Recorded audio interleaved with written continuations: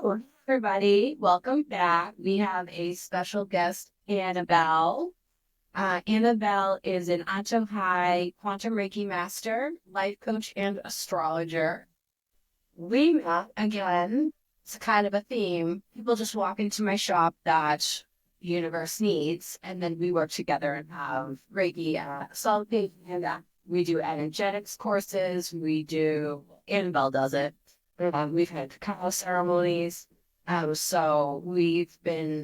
is how it goes. So now she's on the podcast. So you're welcome. Hey, more grateful for this. So thank you. Yeah, I'm so excited. So let's tell everybody what Reiki or Reiki is, just to get it started off. Yeah, I mean, I like to think of when I think of Reiki, because I get asked this question a lot, which is like, how does it work? What is it? Especially people that have like never experienced it before. And I like to take it a step back, which is what is energy? Because at the end of the day, when we're talking about any type of an energy healing modality, it's about energy. So energy is much more than light energy and kinetic energy and mechanical energy, right? These scientific words that we hear that we know exist. But energy is also you're at a concert and you feel the adrenaline and you can feel the high vibes of the people around you, what you're hearing on stage. Energy is also feeling that heaviness when you walk into a room after someone has had a fight and you're like, oh, this is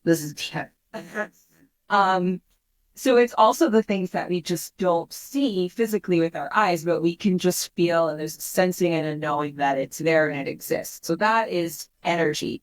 And Reiki, in essence, works with the belief that our bodies are conduits of energy. And the goal of Reiki is about bringing our energy into balance and stimulating the flow. So I like to think of our body as an energetic river in a way, where you want the river to be flowing constantly. There's movement, right? We don't want a swamp. We don't want stagnation anywhere. We don't want like a big boulder that's obstructing something from going to a certain place.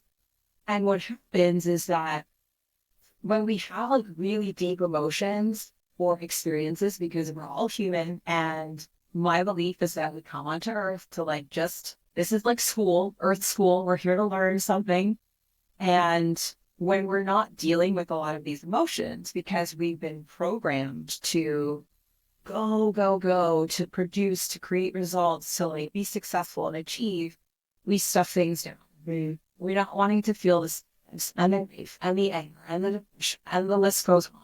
And so now we start creating these blocks in our body because we're just not letting it out.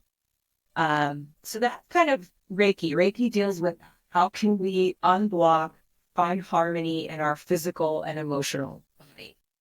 The quantum level, quantum is the smallest measurable unit of human exists. So we're talking like cellular, we're talking transcending time and space. We're talking subconscious level. So now we take Reiki, and when we combine it with quantum Reiki, it's about getting to the root cause of an issue that we might have. It's about inner child work, shadow work, subconscious work. How can we reprogram limiting beliefs? How can we reprogram negative patterns that we have? So that, in a nutshell, is a little bit of like, what is Reiki? What's the difference between quantum and then just regular Reiki, which both are beneficial in their own way. And I like to say it really depends on what like the client or the person needs. And what I'd love to know is, what are you seeing as a theme right now with the client?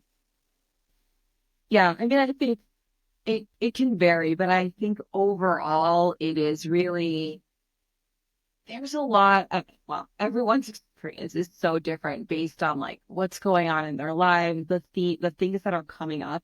And it's funny because I also see some of these themes like timed when what's going on in some way. Like, if we have like a major transition, like an eclipse coming up, I'm like, yep, I could see why this thing is evolving to like this is a shadow and like the eclipse has brought it to life and you're gonna have to work through it, right? But I think other things that people come in very commonly with, I'm stressed. My work is like taking a lot out of me. I feel burned out. I just need to relax. And that's what people do and why they go to a massage therapist, right? It's like, I need my body to just stop being so tense. Mm-hmm. And with Reiki, yes, we can totally deal with like the emotional level, calming it down, bringing you into a much lighter state. But I always like to say that it's a two-way street, right? You can come to me as a facilitator and I can help to guide the session, help to bring things into balance, maybe help you realize and connect some dots within yourself about what's really going on. But then at the end of the day, when you go home, like you still have to do the work. Mm-hmm. And if you're going into that same environment where you're stressed, you're burned out, you're doing all these things, it's like, oh, you're going to go back to that same place you were just like a couple of weeks ago. So I think the work stuff can be very heavy. I feel like it's been going on for a long time. And with COVID, it just became so much more apparent that this work-life balance thing, it's not helping me. It's making it worse. What is the real purpose in life? Right? You start kind of going down that.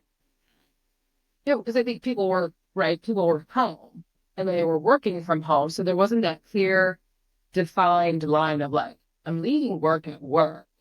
And then people are continuing to work because I know for myself, that's what I was doing. I was working until 7, 8 o'clock at night some days where that's not a healthy. I didn't know when to stop and when to say, okay, work is done and now I can do fun stuff and play and have like life, where that brings a whole other topic in my brain also where like really work should be about laughter and fun and play anyway. So if you're not doing those things, are you in the right space anyway?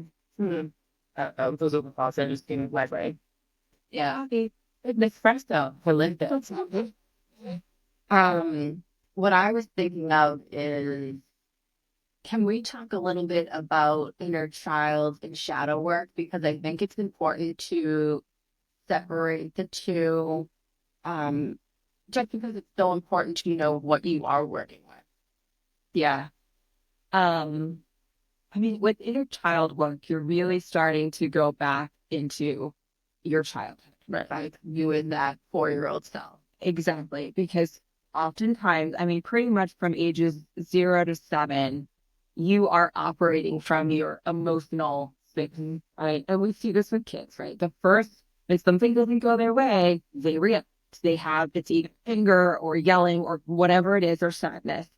And I think as adults, when we see that, we're like, we can't deal, like, it's too much, like, let's try to, like, shut it down, right? And then, whatever it is, and not saying that's always the case, but at least in a generation of growing up, that's why I'm hard. Well, when you pacify, right? So how do we pacify the emotion in that moment? And you're okay, this is not a real feeling. This is not what you're doing. Oh, yep. It's not a real feeling. Oh, bleeding out, you're fine. Yeah. Yeah. Exactly. So false sense of security and safety. Yes, you're fine. I mean, when that happens over, like, it wasn't just one incident, right? It was like multiple. So your little brain has like already ingrained all of these, like, oh, okay. I mean, now as an adult, like, I'm bleeding out. It's like, it's not a real thing. It's not real pain. Like, I need to figure out a way to deal with this. Or, if I'm getting really upset about something, like, something is wrong with me because this is not okay. Yeah. So it's really about like, how do you start to get into these like ingrained beliefs that you have, limiting beliefs from childhood. And I think we all have them, varies to the degree of what it is and like the kind, et cetera, et cetera. I think with shadow work, it's really about understanding our shadow self. So in energy work, there is this idea that there is light and there is darkness, and you need the polarity of both to exist and to be human and to just like thrive. And I think there's a part of today's world where we're so focused on the light.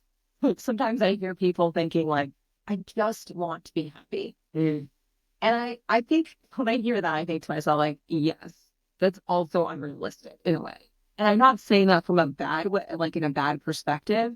It's just that the reality is there is a darkness to us and there is a light to us. And if you can acknowledge your darkness and just be okay with like, hey, that is me when I am down, when I am like really struggling, and then just knowing how to work with it. That's kind of how I see my perspective of like working with your shadows, working with your shadow self, and then the inner child.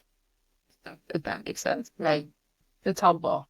Yeah, thank you for explaining it now. Because I'm always questioning, I'm like, what is shadow? Like, who am I working with? Like, Right. what fear through my ghosty that I felt like those kind of shadows and this internal shadow of like, I love how you explain it. So thank you. Mm-hmm. So, And to bring it back to you talking about as a facilitator, you can help move all of the energy. It would then help support identify what those limiting beliefs might be. Or, hey, I'm sensing this is an inner child thing or a shadow, or, where are you feeling it in your body? But at the end of the day, you all need to go home and really work through this because you don't just, it doesn't just happen. It's a whole process, right? Which we hate, right? Because it can be difficult at the beginning until it's like muscle memory of like, oh, hold on, let me ask like all these questions of what the opportunity of this suffering may be. it's a different type of growth, right? Like, so gym, you can't just go to the gym one day and expect that you're going to be, muscle man Hulk Hogan the next day, right? It's, learning to cook. You're gonna make mistakes along the way, and you gotta keep practicing to make that perfect meal. I always make perfect meals for that food.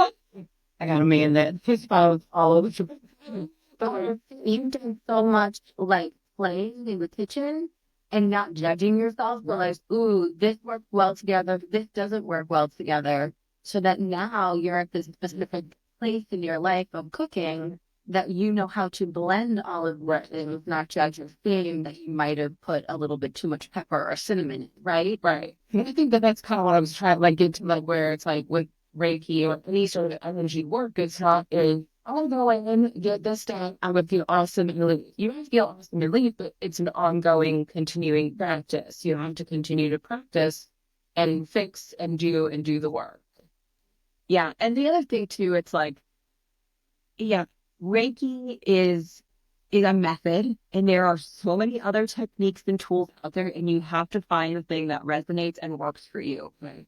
Reiki has been one tool for me. I also use astrology. I also have done ancestral healing. I've also done like there are so many other things that I've combined to try to get me to where I need to be. Right. And it's about experimenting in a way. It's about some things don't work, and you're like, I'm gonna do that again. Like, and then there are some things where like, okay, that helped me. It got me to a certain place. Like talk therapy is great, right? I think we've all now it's very common. So many people do it, and that's great. But when you find that you've gotten to a place that you're like not moving any further, you're kind of stuck. So like go find something else. And it doesn't have to be in the spiritual, mystical realm. It could be something that, I don't know, hypnosis, whatever it is. It could be dance, yeah, totally. It will be your background. It be energy, because like the energy and as our cells are within, if they become stagnant, how do you move them? You gotta move them. You gotta move your body, move your foot in, and to help. I would feel to help move the energy through.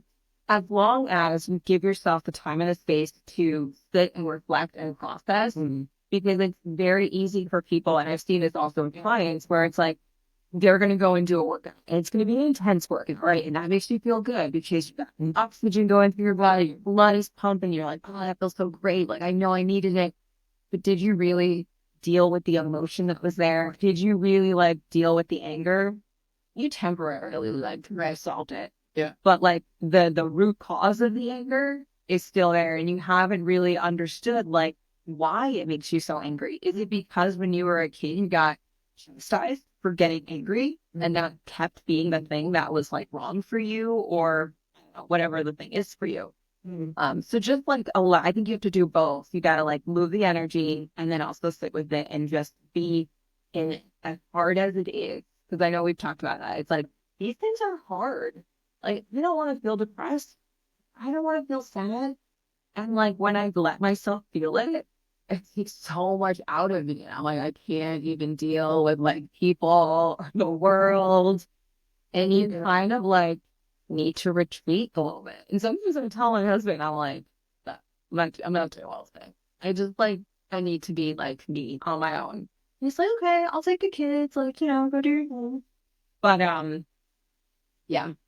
You have to have support for yourself too. Like, it's also like who you surround yourself with, which is another part of the quantum piece that I didn't touch upon, which is like, when you up level your energy, you're also, it's like a domino effect or a ripple effect.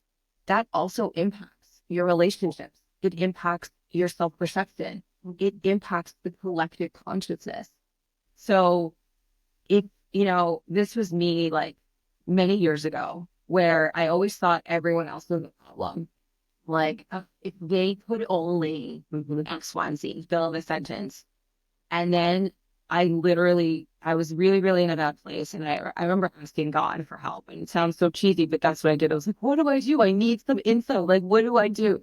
And like, I got the message, you can only control yourself. And I was like, okay, that seemed easy, but like, I get it. It made sense.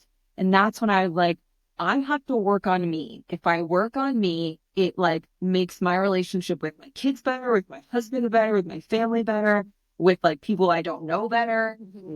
And like, that was it. That's how like I started. That was my journey. But like, so. Yeah. And this resonates so much because we've been talking about this on a lot of our episodes, just Christina and I chatting. And it starts with you because your exterior is a reflection of your internal mood, right? So, and this is, what's been going on in the collective. And even this morning we were chatting about before recording that it's like feeling all the feels, what is coming up for us, and what we are having inside as thoughts and feelings, projecting out into the world. So we're getting the tables. How do you, actually, that's a good question. How do you manage that in the home? Like on, or just like on a day-to-day basis, or like when you notice you're in it? In what? Like, in the day. Like this morning, yeah, like what we talked about this morning, you were like, hold on. You know what? It takes work. It has not come easy for me because there have been times when I've allowed myself to spiral, and I'm like, yep, I see it happening. I don't really know how to pull myself out. I'm just like, and I've gone into some bad places. Other times, and I probably shouldn't always do this, but I definitely rely on my spouse, my partner, and like, I'll just call him and I'll be like, I just had this thing that went on. How do it, like, and like, he'll talk about ledgers oftentimes. So sometimes I think it's about like having a support system for yourself, and it doesn't always have to be a person. Today, like I mentioned, I use the pills. I mean, it's a plant medicine, and I use it very strategically. There was a time where I was like doing it daily for a little bit, and then I realized that I don't need that. Right? Because if you think about it like a medicine, you want to take an aspirin just when you're really feeling a headache, right? So for me, I was like, okay, I know I'm dealing with some shit. I think I need to have this medicine to like let my emotions come out. And it's done that for me so many times where I just start crying. Like, oh, I really needed that. And so I found like different tools, or sometimes, meditation can be really hard when you're spiraling. Like, I don't want to say that that's an easy one unless you're like super experienced and you know how to do that. But just take yourself away from whatever you're doing. Like, don't distract yourself. Don't like, go to work. Like, just be with you if you can. and, play some, I do a lot of sound frequencies a lot too, like listening to very specific targeted sound frequencies for like releasing anger, releasing anxiety, bringing more love into my heart, whatever it is that I need to work with. Yeah. No, lovely. That's all great stuff. I think it's important to know that like everyone can have their own thing they need to experience and play and figure out what works best for them and resonates, and then to continue to do that until it no longer works, right? Or like you were saying, you then just go with it done. And then there's the attachment. Like we don't have to be attached to like I had a great yoga practice for probably like 7 years, and then one day it was over. Yeah, it was like you graduated. It was like I graduated from nothing, like you graduate from yoga. Because now I do not do any sort of work that you're doing, but it is almost like you graduate, like it's like, okay, thank you, love you, glad that you were there to help me. And now it's like, all right, what's my next little nugget of stuff that's going to be able to help me? Right. And then that's when I went out to Shamanic Academy. And then, but it's interesting because I've been looking for yoga or like a qigong, and now because I'm looking, which I do, we do a lot of dance, yeah. But I think it's me something that I need to flow the energy around my body, like move in a different way. Because the gym was helping for a while, but that's a different kind of thing. Oh yeah, yeah.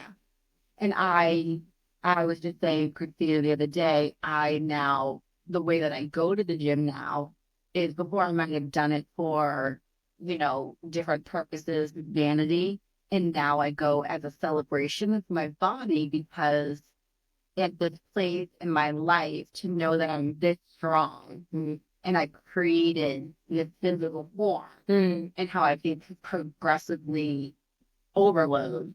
I'm like in celebration of like what I'm actually able to do.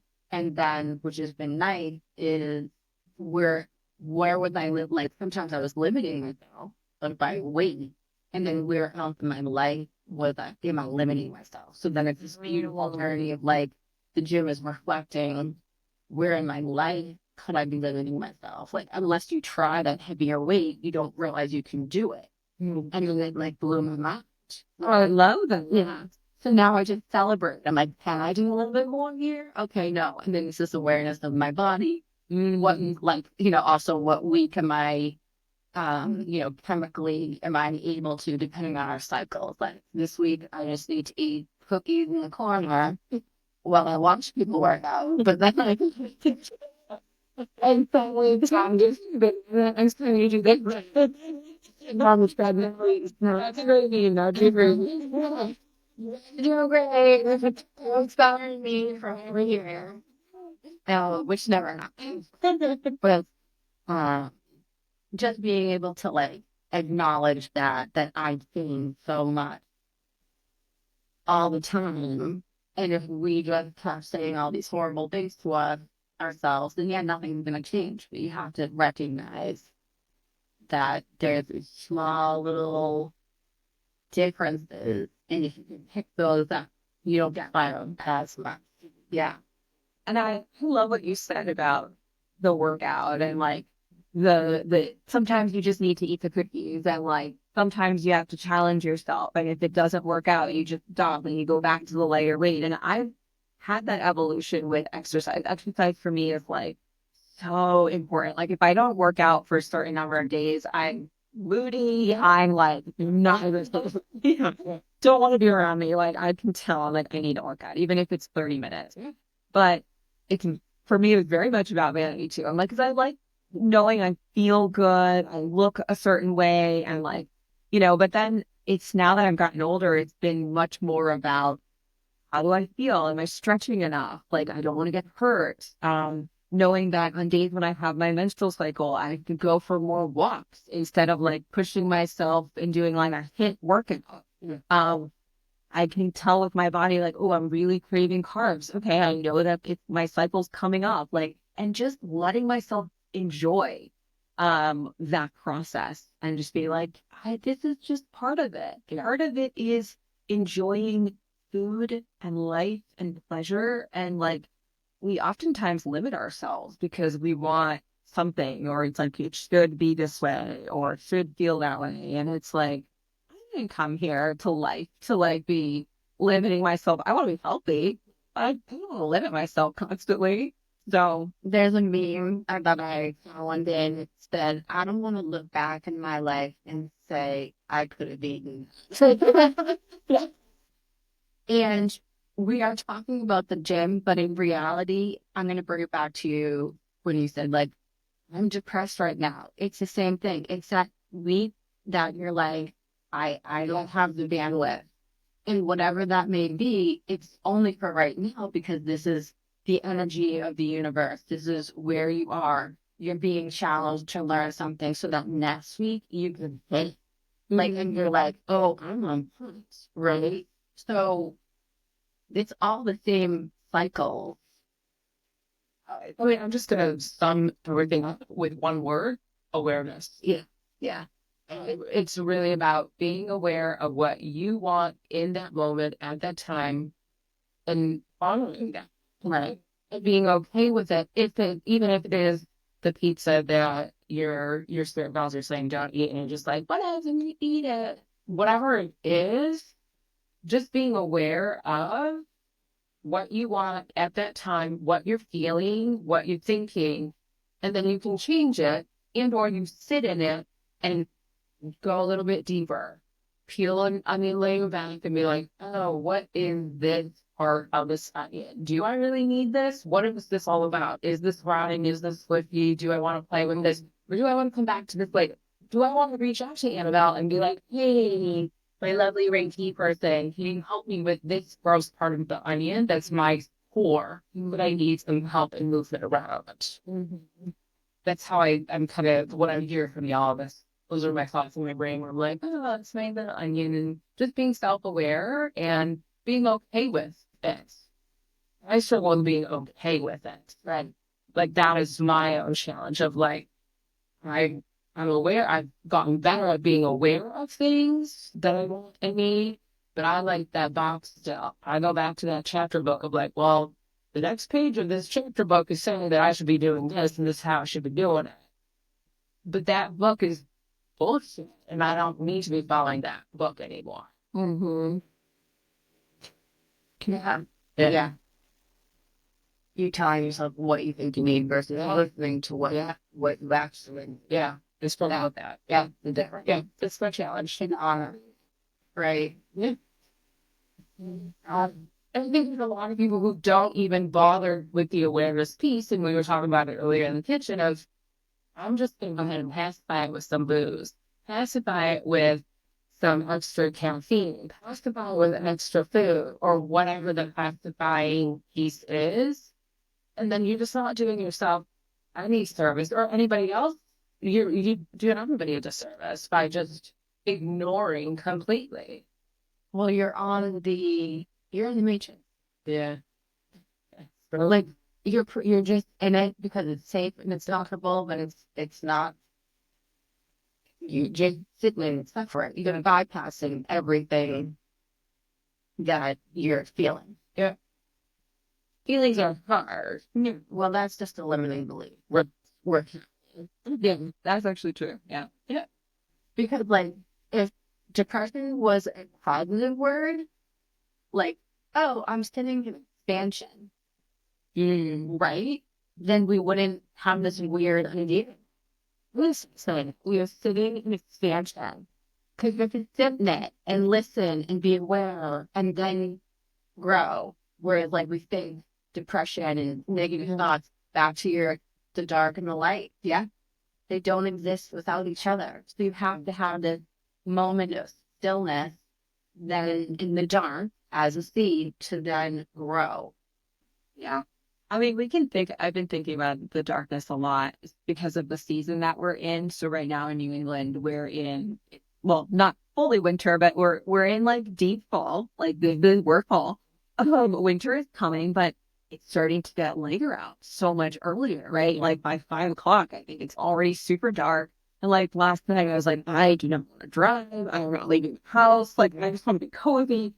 But in the summertime, I'm like, it's 9 o'clock. Let's go. Let's go. Like feel like go out and like do stuff. And so this is like such a natural cycle of life where this is the time when it's okay for us to sit in the dark. And it's so funny how we've manufactured like daylight savings time, right? It's like, let's keep things like, lighter a little bit longer, right? Like, and I get it. We don't live in the age where we have to like put candles on at night, like we have electricity, but this is like such a good time for us to like really reflect on what's going on inside, sitting by your fireplace or having a good book or like really just being with yourself, because you know what, when spring comes, it's like it's time to get shit done. It's time to plant your seeds. It's time to like, clean things up, right? So like this is kind of like allow yourself to be in it, right? And this is a good time. And I know darkness is like scary and it's unknown and we're not comfortable with it because we like what we can see, we like what we can touch, what we can feel, what like is backed by science, right? Like we need hard facts because that's kind of how we operate. But now it's okay to be in a little bit of the unknown. But if you actually listened to your body, so before daylight savings time, I was getting up so late and I wasn't sure like why I was getting up at 7:30. And then I realized daylight savings time was going to happen soon. So what my body was doing was going over the. So now I get up at 6:30 because that's when the sun and the birds start chirping. Of course, I'm in bed at 7:30, but like most nights. But it's like I don't feel bad about that because my body will tell me like I'm consistent in the morning because I hear the birds, I see the sunlight coming in through my shades. My body knows what it's doing. Oh yeah. Yeah. So like, why am I gonna throw shade on? And it's only for a couple of months. Okay, exactly. Until then, everything shifts again. Mm-hmm. Yeah. I'm just thinking of the connection with like energy, nature, and how we are just doing exactly what everything else is doing around us. Mm-hmm. Leaves are falling, things are going to sleep for a little bit. Yeah. And that's exactly what we need to do. We need to just honor that and just be like, all right, I'm going to take a nap at 7:30 at night for the night and be done. Like, it's okay. Like, because I love how you're like, in free time, it's goes. Oh, yeah, it is. Because everybody feels that. But it's like, oh, yeah. Like, all of a sudden you're like, yeah, it's 1 hour, let's go, let's do, let's plan, let's just do. And I think that this is our time to rest and reflect and be in space. Yeah, I like that. Yeah. I love the seasons. I really like follow them a lot. And for me, like I'm very like more closely connected to nature. But, it's hard. We live in a world where we don't really allow ourselves to take breaks or to take vacation. How many people are like, I have like 4 weeks vacation, but I like haven't taken any, and it's the end of the year, and it's like just take your time off. Because we have distractions, we have things that can keep us up, we have excuses to not go with what's outside, what we're seeing outside, and we want to resist because it doesn't feel good or it doesn't feel comfortable. You're like, but I don't want to go to bed early. We want to be in control. Right? I think there's something about like control, right? We're constantly needing to be in control. There was something you said earlier too that I was like, oh yeah, it's about a control thing, right? Like we want to be in control of bodies, of life, of like all these things. And some things we can't control. Yeah. Seasons we can't control. Seasons of your life you cannot control. Yeah. All of it you cannot control. Yeah. Emotions you can't control. Although we try, but we can't really. And I think we control it with these mechanisms of distraction, food, alcohol, drugs, whatever it is. We're like, oh, we can control it. We're fine. We're fine. Like I can have like 3 cups of coffee. I'm fine. And the reality is like, no, you're not. You're just like, there's something hiding. There's something brewing that maybe you don't want to face. Yeah. And when people hit rock bottom, it's like, oh, I went too far. I went too hard. And now I need to like peel the onion back. Now I need to like reel things back in because like life got crazy. Right. And that would be anything. Like I had a friend he was always busy, always going, always doing, always helping others, and then would never, wouldn't get home till 10 o'clock at night, but what, to just sleep? Like, so was not doing anything for himself. Like, I mean, wasn't processing and integrating feelings of like potentially what he might have been having, so distracting himself by doing things, working too much, always going. And it was like, I didn't notice until it was like one day I was like, oh, you never have downtime. Like, what, do you didn't care about that? No. But I'm like, I need to recharge. I need to be by myself. Sorry, I can't hang out for 3 days. We talked for an hour. I don't know. Like, it would, people use so many different distractions to ignore and avoid what you are feeling. That, and that's huge. Right? So, like, yeah, I have, just so you know, I'm going to you. I think it's just these conversations about, oh yeah, I do that. Yeah. How do I? Okay, where do I go from here? Right? You keep watching the podcast. That's where you go, right? Because we have these practitioners and these conversations about helping you by what we've lived in our lives and by example. Yeah. Just because we want you to have the awareness to help yourself, help your family, help the people around you. Like, you don't have to sit in the suffering. That depression, and I'm not saying depression isn't real, it can be expansion, right? So don't shame, don't come at me for that. Because I know that I struggle with it too. It's just the way that you think about it. If you judge it and you shame yourself for having these depressive or these thoughts that you're like, what am I even thinking? That's where it gets toxic. You know, it's more of like giving yourself grace while you're in it. Yeah. Like in the menstrual cycle. I am doing nothing this week. And I'm not going to feel bad about my exercise and sitting on the couch and binging. Yeah. New girl. With ramen. I think it's just being okay with what your choice is at that moment. And if you screw up, that's okay too. But is it even screw? Well, no, that's what I'm saying. Like, if you're thinking it's a screw up, like, that's okay. Because the reality is it's probably not. It's what you needed in that moment. Right. Just bring it back to yourself and figure out where you need to go next. Right.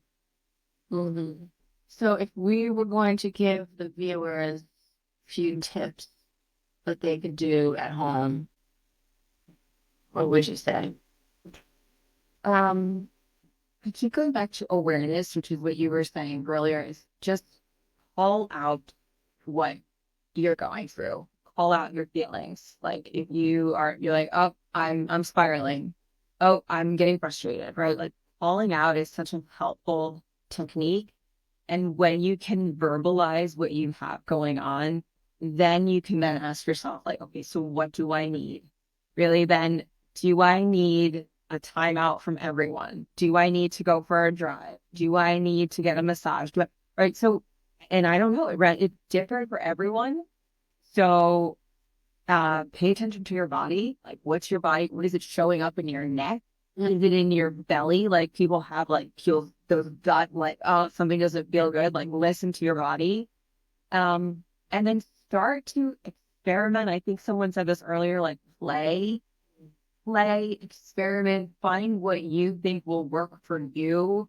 Have someone that you can talk to. It could be like a professional, like a therapist, a licensed coach, or whoever, a mentor, or maybe it's someone in your family that like you can talk to while knowing that there are boundaries and like you don't want to put a whole bunch of heaviness on it.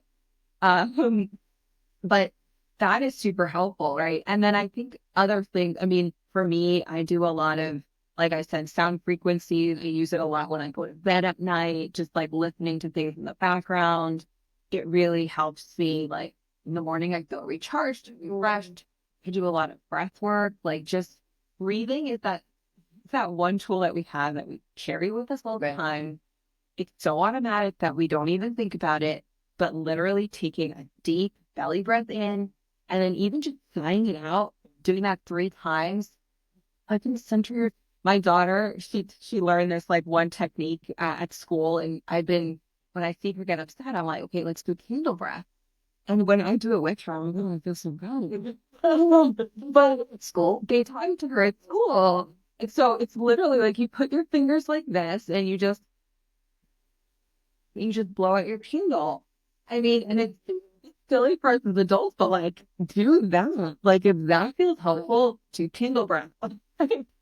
Move your body, like shaking. Doesn't always have to be dancing, because I know some people will be like, I'm not really a good dancer. So just like shaking your body, and like again, it's like getting the energy out, like that can also help a lot.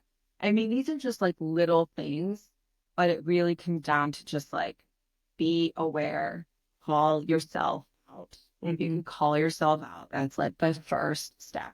And then see what like comes next. Lovely. Yeah. Love it all. Well, thank you so much for getting here. Totally appreciate Anabel sharing all of your insight with everybody. Christina, any last words? No, this felt good today. Yeah. Needed us. Thank you for coming today. Yeah. Yeah. All right. Well, thank you for tuning in. We'll see you next time. Bye. Later.